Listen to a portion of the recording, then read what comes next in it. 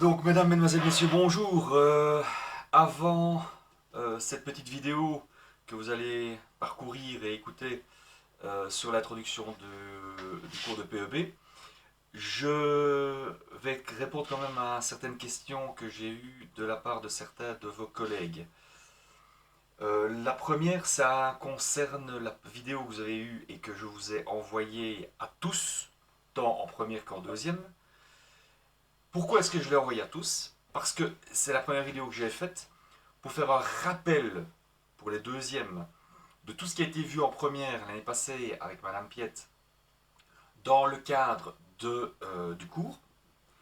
Et pour les premières, puisqu'on démarre assez tard le cours pour des raisons Covid et autres, et donc afin de vous introduire le document, de vous introduire le cours et d'avoir une vue globale de ce dont on devrait parler au moins cette année est assurément répartie sur les 2 années, puisque évidemment vous avez la chance en première d'être en première, donc contrairement à ce deuxième où là il va falloir un peu plus d'ailler, mais vous en première, le programme étant ce qu'il est, il va de soi que si je n'ai pas le temps, je ne sais pas vous donner toute la matière cette année, surtout en matière de pratique, l'année prochaine on va axer les choses, quitte à faire des cours de remédiation complémentaires et des cours complémentaires l'année prochaine quand le problème Covid sera évidemment loin derrière nous.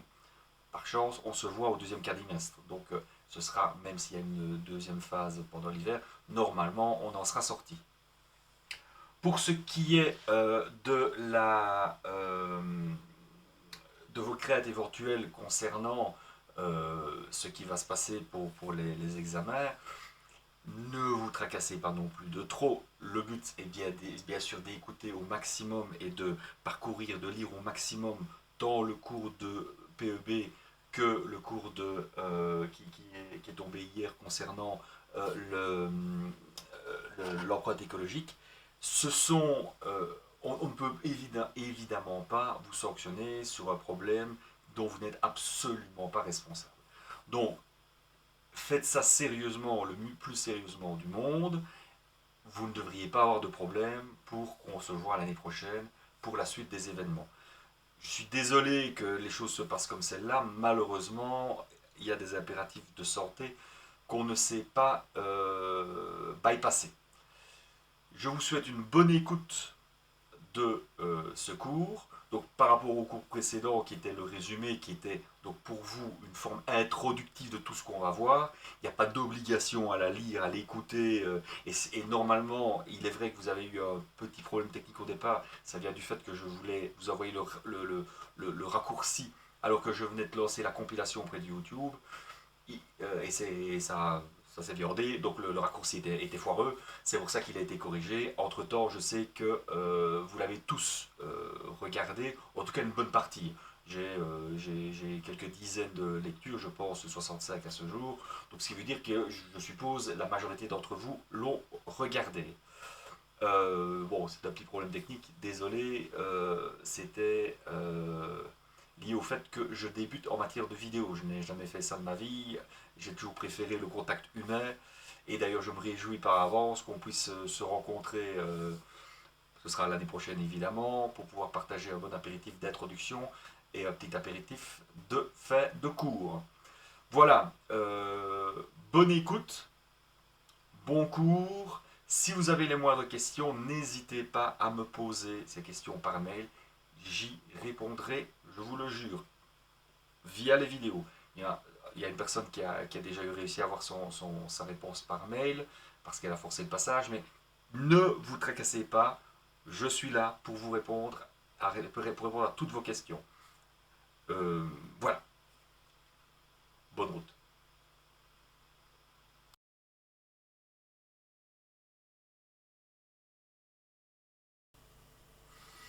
Mesdames, Mesdemoiselles, Messieurs, bonjour. Je vais vous introduire cette fois-ci les notions de base concernant la PEB.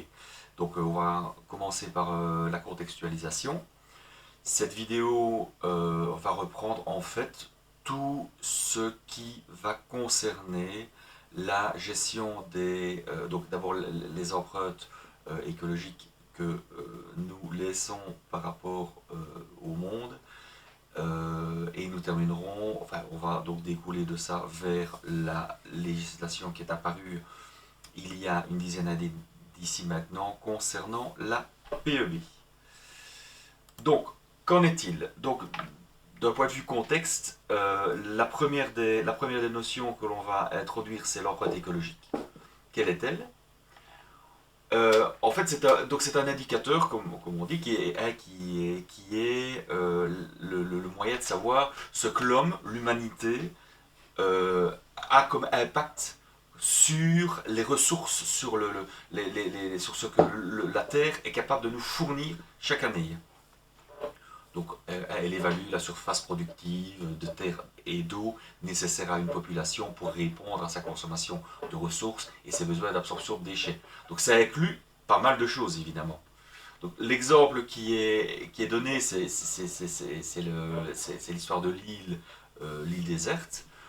Vous prenez pour Robinson Crusoe et le but, ce serait de savoir quelle est la taille de l'île dont vous auriez besoin en matière de terre, de lagon de mer pour pouvoir pêcher, et qui va vous permettre de vivre de manière tout à fait indépendante, donc ce qu'on appelle à vivre en autarcie, et ce de manière durable, ça veut dire sans avoir plus besoin de qui que ce soit de l'extérieur, et en nivelant les rejets et en équilibrant les rejets et ce que vous allez pouvoir fabriquer dans ces éléments-là, tant en matière de chauffage, de nourriture, d'eau, de matériaux de construction pour construire vos maisons, vos abris, les besoins en eau, en air, et éventuellement donc, la gestion des rejets. Donc l'empreinte écologique, c'est une notion qui a été introduite au début des années 90 sur base d'une méthodologie empirique et analytique. Elle a été mise en place par un organisme qui s'appelle le Global Footprint Network. Donc c'est un organisme qui a été fondé en 2003 aux États-Unis, en Belgique et en Suisse. Ce sont des ASBL qui ont développé des moyens de calcul qui permettent d'améliorer le développement durable et d'évaluer donc l'empreinte écologique de l'humanité. Alors depuis 2017, cette plateforme, donc cet organisme a mis en place une plateforme dont on parlera plus tard, qui est valable pour plus de 200 pays et qui permet d'évaluer, donc qui permet de donner une cote sur les besoins écologiques, sur les besoins humains et donc l'impact via cette empreinte écologique.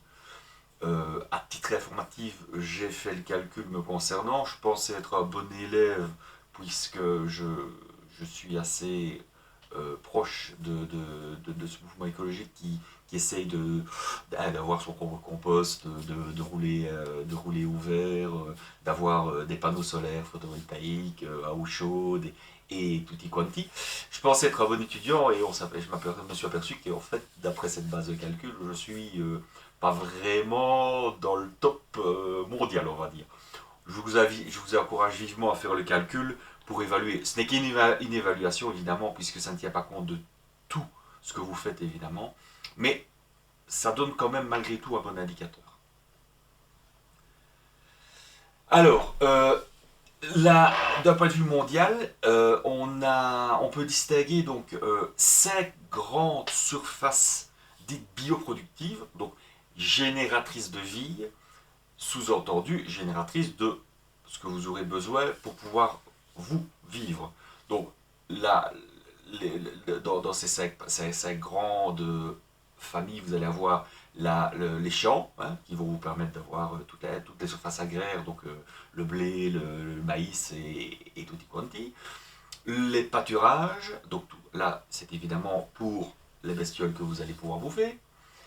Les forêts, là elles servent principalement à l'absorption du CO2 et donc autrement dit, puisque le CO2, on va voir que c'est le marqueur le plus important de l'effet de serre, donc, qui est l'élément le plus ennuyeux dans le monde dans lequel on vit pour le réchauffement planétaire, et l'espace l'espace de pêcherie et tout ce qui concerne l'agriculture marine, enfin la culture marine. Faut savoir également que dans ces surfaces bioproductives, on considère également que les terrains que vous utilisez pour construire vos maisons sont faits sur des terres arables, donc sur des terres qui pourraient être cultivables. Donc la répartition, c'est de l'ordre de 1,6 milliard d'hectares pour un hectare, pour rappel, c'est 10 000 m², donc un carré de 100 mètres sur 100 mètres. Donc 1,6 milliard d'hectares sont disponibles pour les champs, 3,4 milliards d'hectares pour les pâturages, 3,9 milliards pour les forêts, 2,9 milliards pour les pêcheries et 0,2 milliards pour les terrains constructibles. Ça nous donne un ordre de grandeur de 13,6 milliards d'hectares actuellement. Donc le rapport 1,6, 3,5, 4 et 3 à peu près. Donc pour les champs, les pâturages, les forêts, les pêcheries et les terrains constructibles étant dérisoires. Mais malgré tout, il faut partie de l'équation malgré tout. Faut savoir que donc, sur la Terre, on a à peu près 50 milliards à 51 milliards d'hectares disponibles, si on prend la surface globale de la Terre, mais qu'on n'en a que 13,6 qui sont disponibles pour la culture, pour la bioproduction. Donc ça veut dire qu'on a une grosse partie de la Terre qui, elle, on considère qu'elle n'est pas bioproductive. Donc c'est une grande partie des océans et les déserts. Dans les grandeurs, les ordres d'idées à retenir, vous avez donc un hectare, c'est quoi?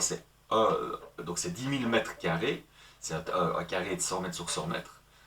Et pour ceux qui aiment ça, la surface de référence, c'est le terrain de football. Okay. Donc le terrain de football, c'est 0,7 hectares. Si vous prenez les 13 600 millions d'hectares disponibles biologiquement pour produire les besoins humains, vous avez donc un rapport 7,2 milliards d'habitants, 13,6 milliards. À l'heure actuelle, 7,2 milliards, ça ne fait qu'augmenter, on est d'accord. On a donc une surface de l'ordre de 1,9 hectares par habitant disponible si la répartition était équitable pour le monde entier. Il va de soi que ce n'est pas du tout le cas. Donc, si vous prenez cette surface, vous allez avoir besoin donc d'environ l'équivalent par personne dans le monde, l'équivalent de 3 terrains de football pour produire vos besoins annuels. On va voir plus tard donc que ce n'est pas du tout bien réparti, puisque voici, si on regarde un petit peu la répartition de la capacité écologique et l'empreinte écologique par pays, vous voyez qu'on est au niveau des États-Unis, au niveau des pays nordiques, on est dans des zones où on dépasse largement les 3 fois la biocapacité moyenne de la Terre. Donc États-Unis, Amérique du Nord, Canada, vous avez les pays nordiques, la France et la Belgique dont nous faisons partie, et l'Australie. Les autres pays, entre 2 et 3 fois, vous voyez, Espagne, une partie des pays du Nord, ce sont entre 2 et 3 fois. Les surfaces étant les moins, les moins voraces vis-à-vis du monde. Donc c'est toute l'Afrique centrale. L'Amérique du Nord, l'Amérique du Sud étant entre 1 et 2 fois. Donc ce sont les plus raisonnables à l'heure actuelle. Vous voyez qu'il y a des pays pour lesquels les valeurs sont excessivement peu grisées. Ça veut dire qu'on n'a pas d'informations suffisantes que pour savoir si les gens qui y habitent surconsomment ou pas.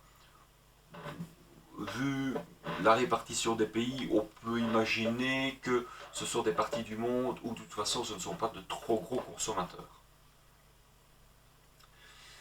Donc, si on se concentre maintenant sur la Belgique, l'empreinte écologique belge, on a l'équivalent, c'est dramatique de le dire, on avait en 2014 l'équivalent de 7,7 hectares par personne en besoin. Ce qui veut dire l'équivalent de plus de 10 terrains de football, soit plus de 5 fois la capacité théorique que l'on pourrait avoir par habitant en Belgique. C'est énorme. Il faut savoir que quand dans le classement mondial, on était en 2014 cinquième. Derrière le Koweït, le Qatar, les Émirats Arabes Unis, hein, les gens qui construisent dans le désert des choses souvent sans intérêt, mais enfin bon, ils vivent, ils ont les moyens économiques de le faire, donc ils le font, mais d'un point de vue écologique, c'est évidemment souvent des non-sens. Hein. Quand on sait que pour le Qatar, normalement, il devait y avoir cette année une Coupe du Monde, non, c'était en 2020, c'est 2022 je pense. On sait que, quand on sait qu'ils vont faire un stade ouvert qui va être complètement climatisé, d'un point de vue ineptie écologique et thermique, c'est évidemment dramatique. Mais nous, on est juste derrière eux en matière écologique, en matière d'empreinte écologique. C'est évidemment dramatique. Juste derrière eux, enfin, donc il y a le Danemark entre nous. Voilà. Donc si tous les citoyens du monde, si tout le monde vivait comme la Belgique, on aurait besoin de 4,3 planètes. Vous imaginez l'empreinte que l'on a à ce niveau-là. Donc évidemment, on a des excuses, contrairement au Qatar ou au Koweït, c'est qu'on est beaucoup. Enfin, c'est pas qu'on est beaucoup, mais on a une concentration en habitants au kilomètre carré qui est une des plus importantes au monde. Ça veut dire qu'on a une surface bâtie qui est 7 fois supérieure à la moyenne mondiale. C'est quand même pas mal. Sans compter que notre surface, on a l'avantage d'être dans un pays qui a une histoire, dans lequel on a des bâtiments qui ont une histoire, et beaucoup d'entre vous, dont je fais partie, vivent dans des maisons qui ont au moins 50 à 70 ans. La plupart des gens, voire plus, il y a certaines parties de la population qui vivent dans des maisons qui sont bicentenaires. Donc, évidemment, l'implication, c'est qu'on a un parc immobilier qui est très mal isolé en moyenne, par rapport à d'autres pays où la moyenne des bâtiments est relativement plus jeune, je vais dire. Il y a aussi un autre problème, c'est qu'on est dans un nœud routier européen, un nœud routier. Le transport routier est excessivement dense dans nos pays. C'est évidemment très délétère par rapport à cette empreinte écologique.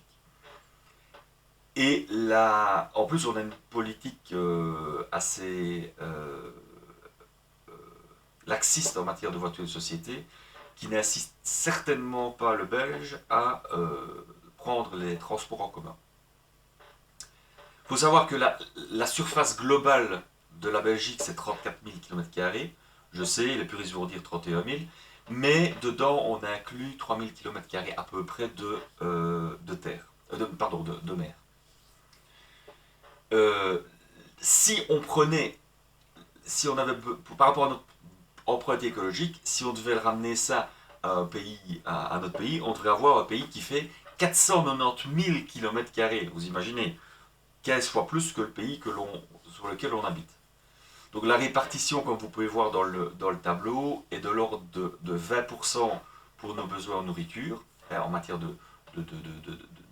d'empreinte, 30% pour les déchets, les biens et services, donc le secteur tertiaire et les soins de santé, 20% pour les déplacements et 30% pour le logement. On voit quand même que le logement, c'est un tiers. Et c'est là-dessus que l'on pourrait faire, à mon avis, à mon sens, le plus d'amélioration. La fameuse empreinte écologique, comme je vous ai parlé tout à l'heure de la Footprint Society, existe. Le site dont je vous ai parlé tout à l'heure et qui existe, donc c'est footprintcalculator.org. Je vous encourage à aller le voir. Vous verrez que ça vous permettra de calculer un petit peu où vous en êtes. Moi j'étais à 3,7. La moyenne mondiale est à 2,7.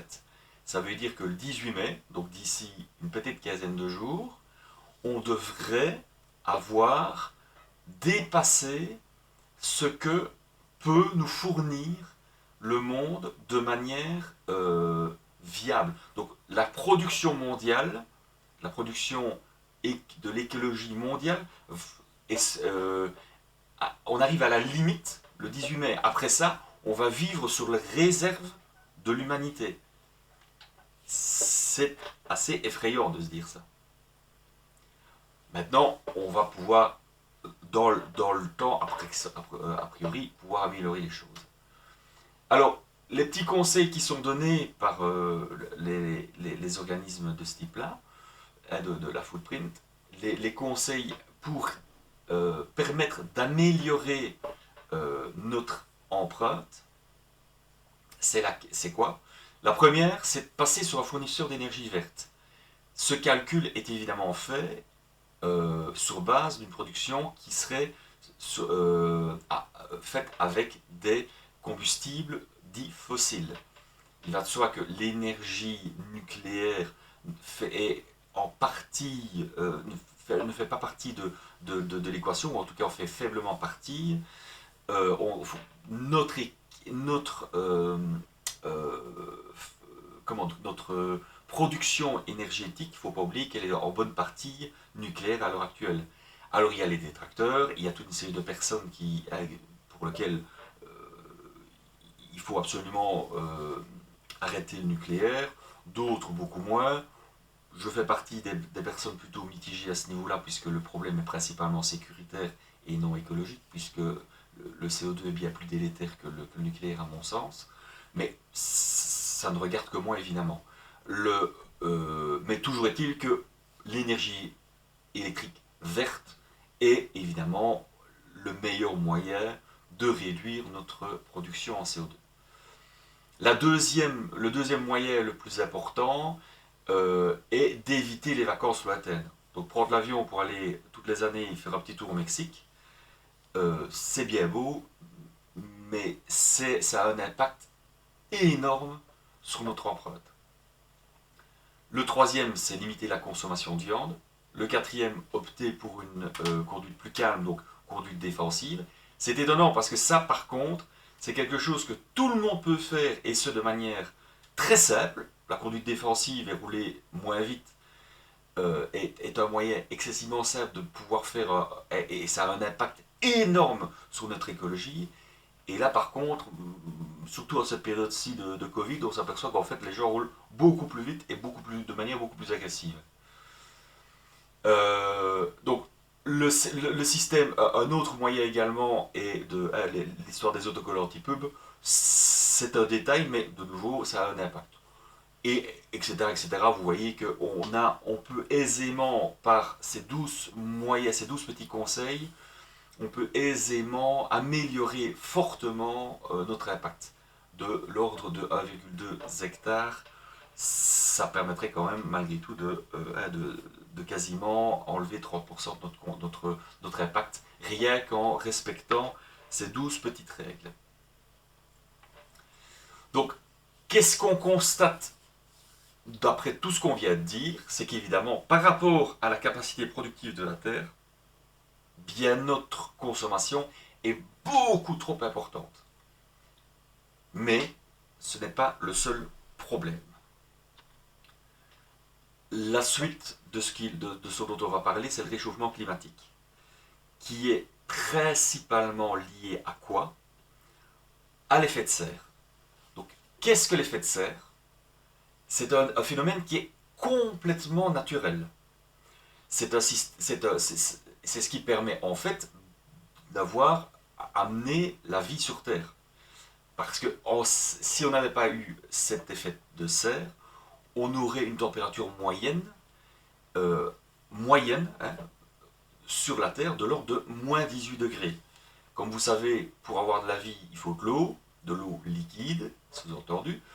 De l'eau liquide, il faut 0 degré. Or, avec une température moyenne de l'ordre de moins 18 degrés, c'est un peu plus compliqué, évidemment, d'avoir de l'eau liquide. Donc, pas d'eau liquide, pas de vie. Donc, cet effet de serre, au départ, nous a été très utile. Qu'est-ce qui donne l'effet de serre? C'est l'atmosphère qui fait l'effet d'une vitre dans votre serre. Il faut savoir que l'essentiel de cette énergie, de l'énergie qui est envoyée vers la Terre, donc environ 70%, et passe cette barrière qu'est l'atmosphère. Il y a une partie qui est renvoyée, qui est de l'ordre de 30%. Au niveau du sol, on a une partie de cette énergie qui est renvoyée vers l'atmosphère. C'est ce qu'on appelle l'effet d'albédo. Donc c'est un effet de réflexion partielle lié au sol. Le mieux, le meilleur exemple, c'est quand vous allez à la montagne pour ceux qui ont déjà été faire du ski. Et cette réflexion de la lumière sur la neige est évidemment beaucoup plus importante, et c'est d'ailleurs pour ça que vous devez porter des lunettes solaires, est plus importante que sur une herbe bien verte d'été, pardon. Donc cette énergie solaire, il y a, comme on a dit, 70% qui passe l'atmosphère, 30% qui est renvoyé directement. Dans ces 70%, il y a une partie qui va servir à réchauffer le sol. Okay, il y a une partie qui réfléchit, et dans cette partie, il y a 5% de cette énergie qui repasse la barrière de l'atmosphère.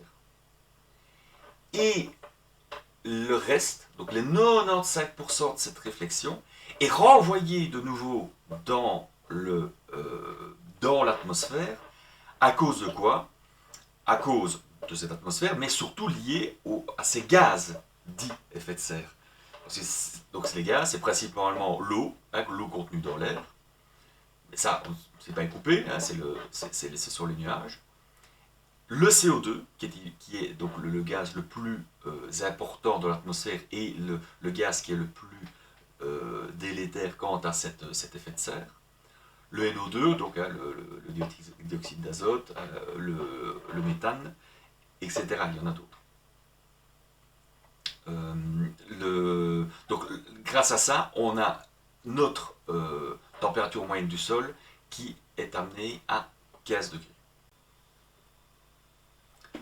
Donc, les principaux gaz à effet de serre sont, comme on l'a dit, la vapeur d'eau, le dioxyde de carbone, le méthane, le protoxyde d'azote, etc., etc. Il y en a d'autres, les CFC notamment. Pour ça, on fait intervenir un facteur qui s'appelle le GWP, donc le Global Warming Potential, excusez-moi pour l'accent anglais de merde, mais donc c'est quoi en fait? C'est un facteur qui n'a pas d'unité, qui est déterminé par rapport à l'unité de base qui est le carbone. Il y a deux paramètres qui interviennent dans ce potentiel de réchauffement. Donc, c'est la capacité de ce composé chimique à réchauffer l'atmosphère par cet effet de captation d'énergie. Le premier facteur, c'est la durée de vie. Enfin non, le premier facteur, c'est la propriété radiative, donc ce potentiel à garder cette chaleur. Et la deuxième, c'est la durée de vie. Sur base de ces deux facteurs, on calcule le potentiel donc le Global Warming Potential, donc le potentiel, le PRG en français, donc le potentiel de radiation global. Les deux facteurs qui interviennent sont donc le temps et la propriété radiative. Le temps, dans le cadre du carbone, c'est 100 ans, donc il faut 100 ans pour qu'une molécule de gaz carbonique soit, qu'on considère qu'elle disparaît de l'atmosphère. Dans le cas de l'oxyde nitreux, c'est quoi l'oxyde nitreux? C'est ce qu'on appelle le fameux protoxyde d'azote, c'est celui que certains se mettent dans le nez pour rire quelques minutes. qu'on retrouve au niveau industriel, lui, il a un GOEP de 28 pour une durée de vie de 112 ans. Et si on prend le troisième, pardon, excusez-moi, c'est le GOP de 28, non, c'est le méthane. Lui, il a une durée de vie de 12 ans, donc très faible. Par contre, il a un potentiel de réchauffement de l'ordre enfin, très important. Donc, c'est ce qui fait qu'il a un GOEP qui est 28 fois supérieur à celui du carbone. Et le troisième, donc c'est le fameux protoxyde d'azote dont j'ai parlé tout à l'heure, celui qui fait rire. Lui, il a un GOEP de 265. Sa durée de vie est de 114 ans, mais en plus, il a une forte tendance à réchauffer l'atmosphère. Euh, Comme vous voyez, en fait, il y a une répartition de 50% pour le CO2 et 6% pour l'effet de serre. Ce rapport, évidemment, il est lié au GOEP, mais il est surtout lié au volume de ces gaz que l'on trouve dans l'atmosphère. C'est à comparer avec la fameuse DL50, la dose létale 50, qui est la dose d'un poison à partir duquel l'organisme va lâcher et va vous tuer. L'exemple, c'est, vous imaginez un beau bébé de 100 kg, vous voyez la bête, 100 kg, vous prenez la dose létale 50, c'est-à-dire que si pour ce petit bébé il ingère 9 litres d'eau, ben, il a 50% de chance de mourir. C'est ça le principe. Alors mademoiselle, vous qui faites 50 kg tout mouillé, ben vous évidemment vous divisez par 2, ça fait 4 litres et demi. Dans le cadre de, si vous prenez par exemple du sel de cuisine, ben là vous avez non plus 9 litres ou 9 kg, mais 300 grammes. Dès le moment où vous ingérez 300 grammes de sel de cuisine, vous avez 50% de chance d'y rester. Et pour le cyanure, c'est quoi? C'est 300 mg.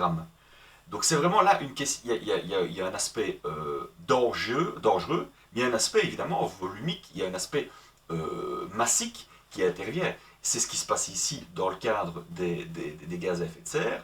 Ben, oui, clairement, le protoxyde d'azote, il est 265 fois plus dangereux que le carbone, que le CO2, pardon, le dioxyde de carbone. Mais on en trouve beaucoup moins dans l'atmosphère, par chance. Alors, les gaz à effet de serre du type industriel, comme les gaz fluorés, LCFC et autres, qu'on trouvait dans les clims et tutti quanti, ben, là, évidemment, ils ont des potentiels de l'ordre de plusieurs milliers, voire plusieurs dizaines de milliers. Là, on ne navigue plus dans la même catégorie de produits. Alors le champion toute catégorie évidemment des produits qui amènent le réchauffement climatique, c'est le dioxyde de carbone, hein, bien connu, le CO2. Alors on le trouve dans l'atmosphère principalement sous deux types, donc de manière naturelle et de manière industrielle, enfin liée à l'homme en tout cas. La manière naturelle évidemment c'est quoi? C'est la décomposition de tout ce qui, de tous les éléments organiques que l'on trouve dans la nature, donc les matières animales, végétales, dont vous faites évidemment partie, puisque quand vous y passerez, bah, la décomposition de votre corps va générer du CO2, qui lui, de manière naturelle, est réabsorbé par la nature, par les plantes et les arbres, qui, sur la base du principe de la photosynthèse, transforme ce CO2 avec de l'eau, et il le transforme ça en sucre, grâce à la lumière solaire. C'est le principe de la photosynthèse. Le gros problème du fait qu'on trouve énormément de CO2 dans l'atmosphère, c'est qu'il est surtout lié de nos jours à l'activité industrielle, l'activité humaine. Il faut savoir que les combustibles qu'on utilise actuellement sur base de pétrole et de ses dérivés comportent énormément de carbone. Au même titre que l'énergie nucléaire, ce n'est pas renouvelable. Ils ne sont pas renouvelables, et c'est-à-dire qu'ils le sont, mais il faut des millions d'années pour que tout ça se recrée sur base de la mort des végétaux qui sont sur base de la compression des sols, etc., se transforment en pétrole. Donc la combustion de ces combustibles dégage énormément de CO2 et c'est en plus aggravé par le fait que la plupart des forêts actuellement dans le monde sont de plus en plus attaquées, sont coupées. Pourquoi? Pour en faire des zones de pâture, des zones de développement agraire et autres. Ça n'arrange rien, puisque les seuls qui absorbent justement ce CO2, ce sont les forêts. Les processus industriels que l'on retrouve et qui sont gros, générateurs de CO2 sont évidemment les industries de production de ciment, de chaux, la sidérurgie, la pétrochimie. C'est malheureusement, surtout dans nos pays justement, des produits que l'on développe énormément. Et de toute façon, il faut voir ça de manière globale, penser local, voir ça de manière globale. Penser global, agir local, excusez-moi. Euh,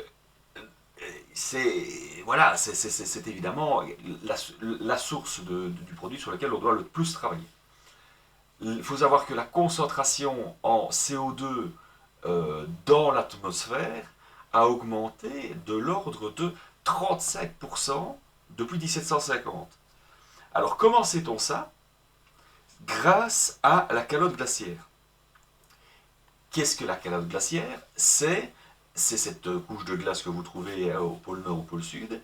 On fait des carottages, donc on fore des carottes. On sait que on a dans ces carottes que l'on ressort, année par année, des couches de glace qui arrivent année par année. On connaît l'épaisseur de glace que l'on a toutes les années.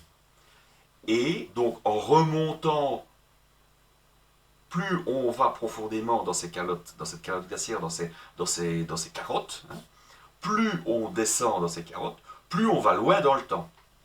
Eh bien, on s'aperçoit qu'avant 1750, la dose de CO2 dans l'atmosphère est approximativement la même. Donc, si vous voyez le graphique ici, on est à quasiment, on est à des valeurs très faibles, très proches de zéro au niveau de l'échelle en millions de tonnes de carbone équivalent. Et on voit depuis 1750, c'est à partir de ce moment-là que la révolution industrielle est arrivée, où on a commencé à faire tourner des machines au charbon, et puis après au mazout, et puis etc. Voilà, on voit que on a méchamment augmenté cette concentration en poison qu'est le CO2 dans l'atmosphère. Donc ce réchauffement climatique, ce changement climatique amène plusieurs problèmes. C'est que pour le moment, on a un réchauffement depuis 1880 de moyen sur la Terre de l'ordre de un peu moins de 2 degrés, donc 0,85 degrés centigrades ou Celsius. Qu'est-ce que ça provoque? Beaucoup plus de précipitations intenses, donc des grosses pluies, mais des grosses draches comme on dit ici en Belgique. Mais en parallèle, on a énormément de périodes de sécheresse. Ça amène des tempêtes, la fonte des calottes glaciaires, et ça évidemment, ça amène l'élévation du niveau de la mer. Et par la même occasion, ça amène une acidification et un réchauffement des océans. On estime que si on ne fait rien, l'augmentation de température moyenne au niveau de l'humanité augmenterait de l'ordre de 1,4 à 5,8 degrés. Cas le plus défavorable certainement, mais malgré tout, ça ferait passer à une moyenne donc de plus de 20 degrés la température dans l'atmosphère.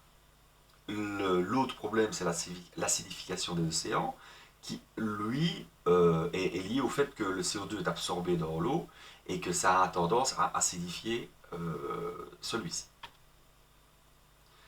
Alors, si on considère que la température moyenne de la Terre n'a augmenté actuellement de 0,85 degrés, ça peut paraître faible, mais il faut savoir que la dernière période glaciaire, on sait, par mesure et par évaluation, que pour la dernière période glaciaire, il y a 20 000 ans, on avait de la glace partout dans l'Europe. Donc chez nous, on était à la limite, mais on avait des couches de glace assez importantes, donc c'était l'équivalent du pôle Nord chez nous. On était qu'à une température moyenne inférieure de 4 degrés. Vous imaginez, Donc la couche de glace qui recouvrait toute l'Europe et la Russie et l'Amérique était très importante, plusieurs kilomètres. Là, à l'inverse, si on élève la température moyenne de 4 degrés, imaginez la catastrophe que cela pourrait faire. Alors les tableaux reprenant ici les différents effets que l'on pourrait avoir au niveau de cette augmentation de température, certes est assez peut paraître assez effrayante et l'est. Bon, par chance, nous habitons dans une région où on pourrait peut-être ne pas être trop impacté, mais malgré tout, de manière globale, évidemment, entre 1 et 5 degrés, ça peut fortement changer le contexte de vie dans lequel on est. En sachant qu'à 1 degré d'écart, déjà à 1 degré d'écart, on a 10% des espèces terrestres qui sont menacées au niveau de la planète. C'est évidemment excessivement délétère. Alors si vous prenez le tableau jusqu'à 5 degrés, on ne va pas dire que c'est la fin du monde, mais ça fait assez quand même penser à du Walking Dead dans le pire des cas. D'où il faut vraiment changer les choses, et j'espère que vous avez tous bien compris de ce vers quoi on va. C'est d'ailleurs pour ça que je pense que vous avez choisi ce type d'études. Enfin, restons quand même positifs, il y a moyen de changer les choses, mais ça va nécessiter de se relever les manches assez vite. Maintenant parlons de la fonte des glaces. La petite photo édifiante que vous avez devant les yeux est un glacier de l'Alaska qui en 70 ans a complètement disparu. C'est pas le seul évidemment. Vous voyez qu'il a reculé de quelques kilomètres, et à la place c'est devenu une petite mare à canard. Ça c'est valable partout dans le monde. La fonte des glaces qui recouvre la plupart des terres émergées c'est l'une des principales sources de l'élévation de la mer. On considère que rien que la calotte glaciaire du Groenland, rien que le Groenland, a fait monter le niveau des mers de quasiment 1 cm, quasiment 1 mm par an, donc 0,7 mm par an, ce qui est à lui seul 25% de l'élévation totale du niveau de la mer. Donc rien que le Groenland fait élever le niveau de la mer de 0,7 mm par an. C'est évidemment énorme. Alors comment peut-on limiter ce réchauffement climatique? Malgré tout, la Belgique a su, depuis les années 90, diminuer drastiquement pas mal de composés de gaz à effet de serre. Le dioxyde de carbone, notamment, a diminué de plus de 15%, donc 16%. Le méthane, qui lui a diminué de quasiment 30%, enfin de plus de 30%, 31% depuis 1990. Ça, c'est lié à l'agriculture et à la diminution des mises en décharge, c'est-à-dire qu'avant, on enfouissait toutes nos poubelles.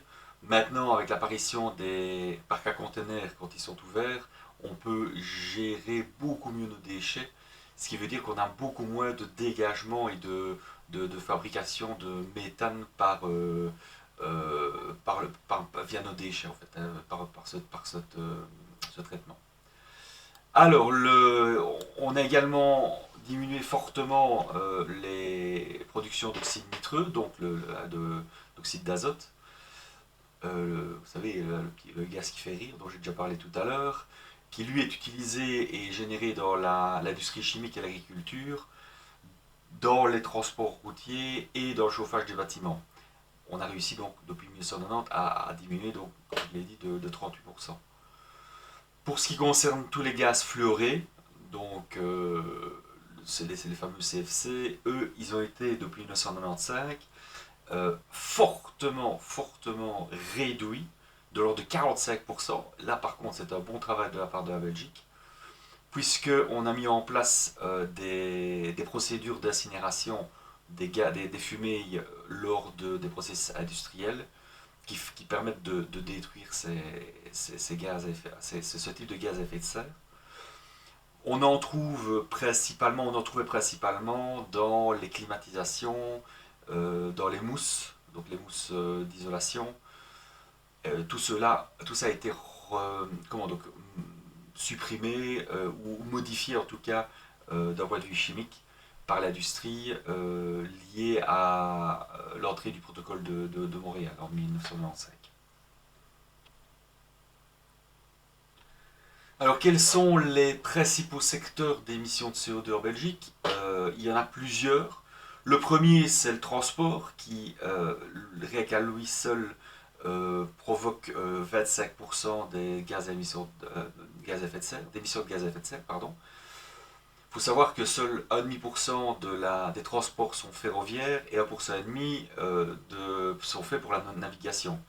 C'est peu, on pourrait inverser assez, enfin, on pourrait améliorer les choses assez aisément en prenant plus souvent le bus, notamment. Pour ce qui est du chauffage résidentiel, ben là on voit qu'on a quand même pas mal de. Ah, on a que 15% de gaz à effet de serre, principalement du CO2. Là évidemment ça varie d'une année à l'autre suivant la météo. On a le chauffage du tertiaire, donc qui lui est lui principalement lié donc à tout ce qui concerne le secteur tertiaire, donc le secteur des biens et services. Celui-là, il est moins lié à la météo puisque la consommation est moyenne et on doit toujours chauffer nos magasins et nos cabinets de médecins. Par contre, un des gros producteurs de gaz à effet de serre c'est évidemment l'industrie, dont les trois quarts de l'énergie via de l'électricité, de production d'électricité. Qui dit ça dit on brûle du gaz, on brûle du pétrole, etc. Les process industriels de type chimique et de type de fabrication, notamment de production d'acier, de chaux, de ciment, eux sont également des gros producteurs de gaz à effet de serre. L'agriculture est également un facteur assez important. Lui, c'est principalement sur le méthane, lié au dégagement fermentation entérique, pour utiliser le terme générique. En gros, c'est quand la vache pète. Et les problèmes de déjection, les problèmes d'engrais, etc. Et alors, les mises en décharge n'étant plus d'actualité, on a quand même diminué pas mal ces émissions de gaz. De point de vue consommation énergétique maintenant. Pour la consommation énergétique moyenne en Wallonie, il y a une valeur qui est importante que vous reteniez, c'est que un Belge, un Wallon, en moyenne, consomme 45 MWh par an pour la consommation globale de la région. Si vous prenez cette valeur de 45 MWh par tête de pied, qu'est-ce que vous allez avoir? Vous allez avoir l'équivalent 4500 litres de mazout. En effet, vous devez retenir ce chiffre, 1 mètre cube de gaz, 1 litre de mazout, 10 kWh. C'est la tape. Okay, donc 1 mètre cube de gaz égale 1 litre de mazout égale 10 kWh, sous-entendu électrique ou énergétique. Que ce soit sous forme électrique, puisque le rendement des résistances électriques est de 100%, ou quasiment 100%, et 1 kW électrique, c'est la même chose. Donc 1 kWh, 10 litres de mazout, 1 kWh, excusez-moi, non, j'y arriverai, 10 kWh, 1 litre de mazout, 1 mètre cube de gaz. C'est la tape.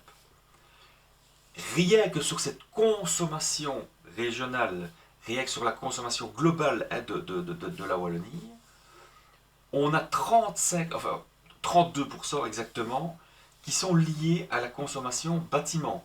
Donc pour chauffer et entretenir nos bâtiments. C'est évidemment là-dessus que l'on peut aller rechercher de l'énergie aisément en faisant quelques petites modifications à nos bâtiments, puisqu'on sait que les bâtiments sont assez anciens en moyenne en Wallonie. Si on ramène ça à un graphique mondial, on voit quand même que d'un point de vue consommation, on est au-dessus des 6 tonnes équivalent pétrole par habitant en Wallonie, enfin en Belgique. On consomme, je vais dire, l'ordre de grandeur est équivalent à celle des États-Unis, des Émirats arabes unis et tous ceux qui sont ici, ainsi que les pays nordiques. C'est évidemment énorme. Nous sommes dans le peloton de tête, on l'a déjà vu tout à l'heure. La production de CO2 est fortement liée à notre consommation d'énergie, évidemment, puisque qui dit consommation d'énergie, notamment de pétrole, ben, forcément dégagement de CO2. Maintenant, si on ramène ça au logement, au nombre de logements qu'on a en Wallonie, on a un équivalent énergétique de 2680 litres de mazout, c'est-à-dire que, ou 26 MWh, si on ajoute en plus la consommation pour liée au transport, donc on va introduire la notion d'énergie grise, donc les pertes que l'on a lors du transport du raffinage par exemple, on monte à 3500 litres de mazout, 3488, enfin bon, disons, on arrondit à 3500 litres équivalent de mazout ou de gaz ou en électricité pour la consommation et le chauffage sanitaire, la cuisine, l'entretien des électros, etc., le fonctionnement des électros, tout ce package-là, c'est 3500 litres de mazout par an, équivalent, en moyenne pour chaque logement. Alors par rapport à ça, quelles sont les actions qui ont été entreprises pour pallier à ce problème? C'est diverses notions, diverses actions. La première, c'est ce qu'on a appelé le développement durable au niveau mondial. On a introduit en 1972 cette notion. Donc le club de Rome, c'était des scientifiques, des ingénieurs, des économistes, babacool de l'époque, qui se sont mis ensemble, qui ont fait une étude globale, donc qui s'appelait le rapport Meadows, au début des années 70, en 1972, qui a estimé les besoins de l'homme entre 1972 et si on évolue, et si on fait évoluer les choses telles qu'elles étaient à l'époque, jusqu'en 2100. Donc ils ont projeté jusqu'en 2100 voir ce qui allait se passer. Eh bien, qu'est-ce qu'ils ont mis en évidence? C'est que cette croissance, cette course à l'échalote, cette croissance sans cesse provoquerait à terme une chute brutale de la population qui serait liée quoi? D'abord à la pollution, ensuite à l'appauvrissement des sols lié au fait qu'on pomperait trop pour pouvoir fabriquer notre nourriture, et la raréfaction des énergies fossiles. Ça date de 72 évidemment. Entre-temps, on a fait des recherches complémentaires, on a trouvé évidemment d'autres sources d'énergie fossile, hein, le gaz de schiste, le pétrole du Canada, donc bitumineux, et toute une série d'éléments qui pourraient retarder un petit peu cette échéance. Malgré tout, ça n'amène que de la pollution complémentaire. Donc 1972, lié à ce rapport Meadows, premier sommet de la Terre à Stockholm, là on met vraiment en évidence que l'environnement est quelque chose à prendre très sérieusement en compte et qu'il faut absolument transmettre aux générations futures cette sensibilité à l'écologie et à l'environnement. En 87, on a mis en place enfin une définition je vais dire de ce qu'on appelle le développement durable. C'est quoi? Donc le développement durable, c'est un développement qui répond aux besoins du présent sans compromettre les capacités des générations futures à répondre à leurs propres besoins. Donc, pour le moment, on est évidemment loin d'être dans des développements durables, mais on essaye d'atteindre cela pour ne pas que nos enfants, nos petits-enfants, nos arrière-petits-enfants soient gênés par ce que nous aurons créé, nous, comme problème en essayant de nous nourrir, en essayant de nous protéger et de nous chauffer. 88, là, année importante, création du groupe d'experts international dit le GIEC, hein, pour l'évolution du climat. C'est normalement un organisme dont vous avez déjà entendu parler, puisque un Belge célèbre, Jean-Pascal Van Ypersele, a failli en 2015 être le président de cette association. Comme il n'a pas été, il s'est retiré toute activité au sein du GIEC, mais se représenterait d'ici 2 ans, je pense, pour de nouveau en être le président. C'est quelqu'un qui a énormément de sensibilité, et ça depuis sa plus tendre enfance. C'est un Belge, comme je l'ai dit, hein, de l'humaniste, qui est très sensible à ce genre de choses et est une sommité mondiale reconnue dans le domaine du climat. Que fait le GIEC? Il a 3 missions principales. La première, c'est d'évaluer le réchauffement climatique d'origine humaine. La deuxième, c'est de cerner les conséquences, donc d'essayer de voir ce que ça va impliquer, ce réchauffement. Et éventuellement, la troisième, de trouver des stratégies pour s'adapter ou pour atténuer ce réchauffement. Il faut savoir que depuis 1990, il y a eu 5 rapports qui ont été émis par le GIEC. Il y en a eu un en 2018, un rapport spécial qui parlait, lui, du réchauffement et qui était axé sur le réchauffement d'1,5 degré. Je vous conseille vivement d'aller le lire si vous avez le temps. Vous allez sur le site climat.be, donc vous regardez dans Google, c'est encore plus simple, vous tapez dans Google les termes climat.be, rapport GIEC 2018, vous allez tomber dessus. Il y a pas mal de données importantes et intéressantes sur la suite des événements. Alors, le premier rapport en 1990, je vais vous passer les détails, mais en gros, le premier rapport mettait en évidence que le réchauffement climatique était lié au gaz à effet de serre. Le deuxième rapport a été mis en place lors du sommet de Rio, le sommet de la Terre, hein, que vous avez peut-être déjà entendu parler, dont vous avez peut-être déjà entendu parler. Ça a donné lieu à la définition des 3 piliers, on va en parler juste après, des 3 piliers du développement durable. Ensuite, le sommet de la Terre, là, vous lirez vous-même, ça n'a pas grand intérêt que je m'étende là-dessus parce qu'on manque un peu de temps, je pense. L'étape suivante, c'est les 3 piliers. Et là, par contre, c'est très important, car c'est là que, grâce au développement durable, on avait donné une définition au départ, mais on n'avait pas défini les voies à suivre. Le sommet de Rio de Janeiro, donc en 1992, a mis en place la Sainte Trinité, qui est en matière de développement durable. La finalité du développement durable est de trouver un équilibre cohérent et viable à long terme via 3 enjeux. L'enjeu économique, l'enjeu social et l'enjeu environnemental.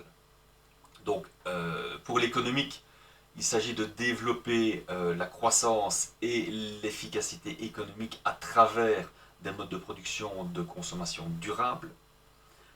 Pour l'aspect social, il faut une équité sociale. Il s'agit de satisfaire les besoins essentiels de l'humanité en logement, alimentation, santé, éducation, en réduisant les inégalités entre les individus dans le respect de la culture. Là, il y a encore du boulot. Et en matière de qualité environnementale, il s'agit de préserver les ressources naturelles à long terme en maintenant les grands équilibres écologiques et en limitant des impacts environnementaux. Dixit. Alors, les conférences pour le protocole de Kyoto, là en fait c'est ce qu'on appelle les COP, vous avez déjà entendu parler je suppose. COP, on en est à la COP 22 qui a eu lieu à Katowice en 2018. Donc c'est l'assemblée globale liée par l'Assemblée des Nations Unies qui parle principalement des changements climatiques. Donc c'est tous les pays qui se mettent ensemble et qui parlent de climat. Il a fallu attendre la 3e COP, donc 95-97, hein, la 3e, pour mettre en place ce qu'on a appelé le protocole de Kyoto.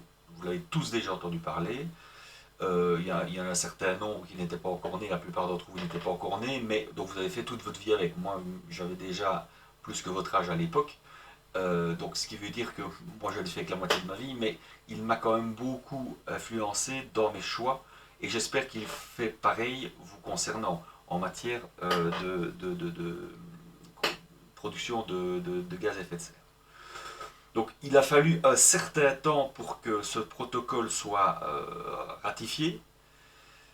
Donc qu'est-ce que ça veut dire ratifier? C'est donc en droit international, le terme de ratifier désigne la procédure par laquelle les traités internationaux signés par un chef d'État, un Premier ministre ou un ministre des Affaires étrangères, qui sont les personnes habilitées à signer ce type de traité, c'est soumis au Parlement interne de chaque pays, et alors ils sont acceptés par ces pays. C'est ce qu'on appelle, en règle générale, donc c'est ce qu'on appelle une ratification. En règle générale, le traité peut entrer en vigueur après sa ratification. Seuls les pays dits développés sont concernés par les objectifs de réduction des émissions de gaz à effet de serre. En effet, si vous prenez la carte du monde, vous voyez ici quoi? Vous voyez que donc tous les pays en vert clair, c'est quoi? Ce sont les pays pour lesquels on ne demande pas actuellement de limiter leur production de gaz à effet de serre, parce qu'évidemment, il y en a la plupart qui ont déjà du mal à survivre dans l'état actuel. Ils se développent, ils essaient de se développer en matière de... Bon, le meilleur exemple, évidemment, c'est la Chine. Donc, eux n'ont pas été... Ils ont ratifié, donc ils ont accepté, mais ils ne sont pas soumis au protocole. En vert foncé, vous avez tous les pays qui ont ratifié, donc on vient de le définir, donc pour lesquels les États ont signé, et puis en interne, ils ont mis en œuvre une politique plus ou moins efficace pour limiter la production de gaz à effet de serre. Alors vous voyez, vous avez deux petits marrons ici, qui sont un petit peu hors concours. Ceux-là, en fait, c'est le Canada et les États-Unis. Ils sont évidemment très ennuyés puisque le Canada, lui, l'avait ratifié et puis ils l'ont sorti pour des raisons politiques, principalement, en 2011. En fait, ils ont considéré que c'était les pays du Sud qui imposaient leurs lois par rapport aux pays du Nord. Mais ils ont surtout un problème, c'est qu'ils sont les plus gros fabricants d'Amérique du Nord de pétrole. Donc ils étaient un petit peu mal foutus, le cul de chaise, puisqu'ils étaient producteurs et des régions du Canada sont excessivement riches, font partie des régions les plus riches au monde grâce à ce fait-là. Et d'un autre côté, on leur a demandé de limiter leur production de gaz à effet de serre. Donc ils se sont retirés depuis lors. Ils ont été punis, entre guillemets, donc ils ont eu des pénalités financières de l'ordre de 14 milliards de dollars. Ça ne les a pas empêchés de quitter. Alors, le dernier pays un peu bizarroïde, c'est les États-Unis, puisque eux, en 97, ils ont accepté, le représentant à l'époque, c'était le mari de l'autre, donc notre ami Clinton. Par contre, il n'a jamais réussi à faire ratifier cet accord au niveau des États-Unis. Aucun sénateur n'a signé. Aucun démocrate, même qui sont quand même les plus progressistes, ne l'ont signé. C'est quand même un peu particulier. Alors, les seuls pays qui sont qui sont hors du jeu de qui, donc surtout les pays du monde entier, c'est Andorre, qui ne s'est pas prononcé, l'Afghanistan qui ne s'est pas prononcé, Taïwan, le Vatican et la Palestine. Eux, ils ne sont pas signataires et ils sont, on va dire, neutres dans le sens où ils ne prennent pas part au débat. Alors, ces objectifs ont-ils été atteints? La première période d'engagement a débuté en 2008 et a pris fin en 2012. Les pays qui ont développé devaient réduire leur émission de l'ordre de 5% par rapport au niveau de 1990, toujours. C'est 1990 qui a donné le point de départ. L'objectif pour l'Union européenne, c'était moins 8%. Et après un partage intra-européen, la Belgique s'est engagée, elle, à 7,5% de moins qu'en 1990. Et la même chose pour la Wallonie. Donc la Belgique donc, a a transmis à la ONI. La ONI s'est engagée pour une réduction de 7,5%. Alors, cette COP qui a commencé, la COP 1 en 1995 à Berlin, et la dernière a eu lieu en 2018 à Katowice en Pologne. En 2015, il faut savoir, donc pour la COP 22, la COP 21, pardon, en 2015, ça a donné, qui avait lieu à Paris, ça a donné lieu à un accord qui a été fort discuté, il a fallu vraiment beaucoup de temps. Il a été décidé en 2015 que tous les signataires s'engageaient à limiter le réchauffement climatique d'au moins 2 degrés. Non, à moins de 2 degrés. C'est-à-dire que le maximum, c'était 1,5 degré. On ne pouvait pas dépasser cette valeur-là. Si on attend, si on ne fait rien, on arrive à plus 5. On a vu tout à l'heure plus 5, dans les slides précédents, plus 5, c'est évidemment Walking Dead. Là, entre les deux, il faut essayer de trouver un compromis. Donc 2 degrés, 2015, c'était la table de ce qui a été décidé. Mais aucune réglementation concrète n'a été arrêtée pour atteindre cet objectif. Donc en gros, on a dit, on n'augmente pas de plus de 2 degrés. 2 degrés, c'est le grand maximum, mais on ne dit pas comment on va le faire. Donc la COP 22 et COP 23, eux, qu'est-ce qu'ils ont fait? Ils ont travaillé sur le fait de trouver une méthodologie, et s'en est suivi donc des accords qui auraient dû être signés et qui ont été signés à Katowice en Pologne après moult pérégrinations. Ça a été signé tant bien que mal, et encore on a un modus operandi, mais un rulebook qu'ils appellent ça, un mode d'emploi, mais c'est pas encore en fait ils se sont mis d'accord sur la façon dont on va comptabiliser l'émission de gaz à effet de serre, mais il y a pas mal de points encore qui restent irrésolus. C'est suite à ça d'ailleurs qu'on a eu l'intervention de notre brave Greta, qui à Katowice en 2018 a parlé devant tout le monde, devant toute l'assemblée de l'ONU. Ça a fait des choux gras dans toute la presse, et vu le non-fonctionnement et vu les attentes pour la suite des événements, sa fameuse deuxième intervention, avec son How Dare You, dont vous avez tous entendu parler, je suppose. Alors, au niveau de l'Union européenne, qu'est-ce qu'il en est? Donc les objectifs 20-20-20. Donc l'objectif en 2008 qui a été adopté, c'était moins 20%, donc 20-20, 20-20-20. Donc en fait on dit c'est l'objectif 3 fois 20, mais en fait non, c'était l'objectif en 2008, l'objectif d'arriver en 2020 et de faire 3 fois moins 20%. À savoir, réduire de 20% les gaz à effet de serre par rapport à 1990, l'amélioration de 20% de l'efficacité énergétique, sous-entendu des bâtiments et des consommations globales, et une part de 20% d'énergie renouvelable de la consommation finale brute d'énergie. Donc 20% d'énergie renouvelable au niveau de la fabrication globale. Les énergies renouvelables pour la Belgique, l'objectif c'était 13% d'énergie renouvelable. L'Allemagne, elle, le but c'était carrément d'être autonome. Et ils y sont quasiment, je pense. Donc en 2014, l'Union européenne s'est de nouveau mise autour de la table, sur base de la fameuse réunion paquet énergie-climat. Et là, le but c'était 2030, et de se dire qu'on devait avoir une réduction des gaz à effet de serre par rapport à 1990 de 40%, une augmentation, une amélioration de 27% de l'efficacité énergétique. Donc vous voyez, 2020, 20%, 20%, 20%, ici 40%, 27% d'amélioration d'efficacité et 27% d'énergie renouvelable pour la fabrication globale au niveau de l'énergie.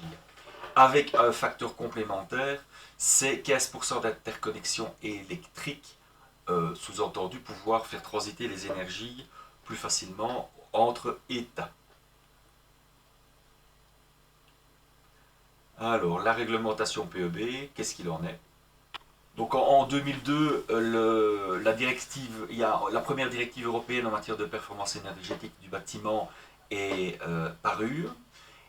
Cette directive, évidemment, a appliqué la Belgique et la Wallonie, enfin la Belgique et la Wallonie, puisqu'il a fallu attendre 2008 pour qu'elle soit mise en œuvre. Le cette première salve de directives, donc cette première salve de voies à suivre, c'était 4 points. La première, c'était de mettre en place une méthode de calcul, hein, pour savoir comment on allait calculer de manière uniforme la performance des bâtiments. Ensuite, une exigence minimale en matière de performance énergétique, donc pour les bâtiments neufs ou existants, hein, on devait mettre en place, les nouveaux bâtiments devaient être efficaces énergétiquement et les rénovations profondes devaient également rendre les bâtiments efficaces énergétiquement. On devait mettre en place les certifications des bâtiments existants, donc donner un nivellement des bâtiments, et mettre en place un système d'inspection régulière des chaudières et des systèmes de climatisation. Là, en cette matière, la Belgique n'avait pas entendu cela, puisque c'était déjà valable avant, en tout cas pour ce qui concerne les chaudières. Alors 2010, deuxième directive européenne, elle remplace la première. En fait, qu'est-ce qu'elle fait? Elle reprend les grandes idées de la première, elle les impose toujours, et elle va plus loin en demandant pour le 1er janvier, enfin pour le 31 décembre 2020, donc en théorie fin de cette année, tous les nouveaux bâtiments doivent être à consommation d'énergie quasiment nulle. En 2018, donc fin 2018, tous les nouveaux bâtiments occupés et possédés par les autorités publiques devaient être à consommation d'énergie quasiment nulle. Autant vous dire qu'on n'y est pas. Au niveau de la Belgique et de la Wallonie, qu'est-ce qu'il en est? Là, on parle bien bâtiment. Et qu'est-ce qu'on nous dit? C'est qu'en 85, donc bien avant GIEC, bien avant COP, bien avant NAMPEB et tout,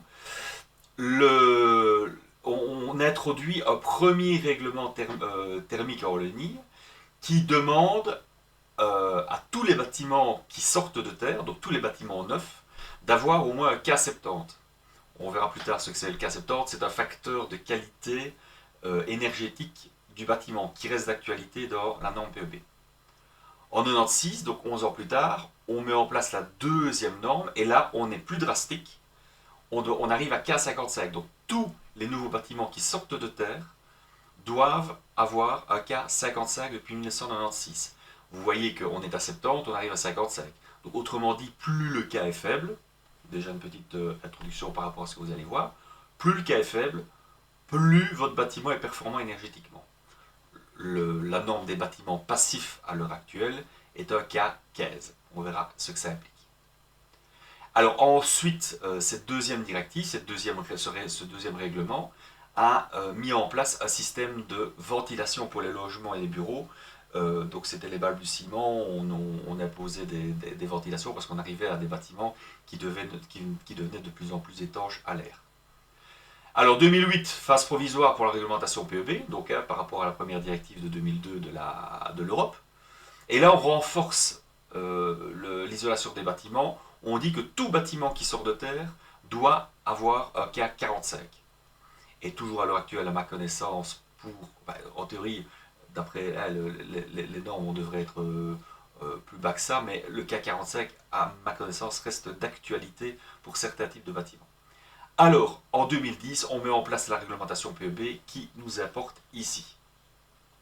Cette réglementation, si on rapporte ces fameux K70, 45, etc., on montre ici une petite ligne du temps montrant l'évolution des isolants que l'on a mis dans les bâtiments neufs suite aux directives 85, 96, 2008 et 2010.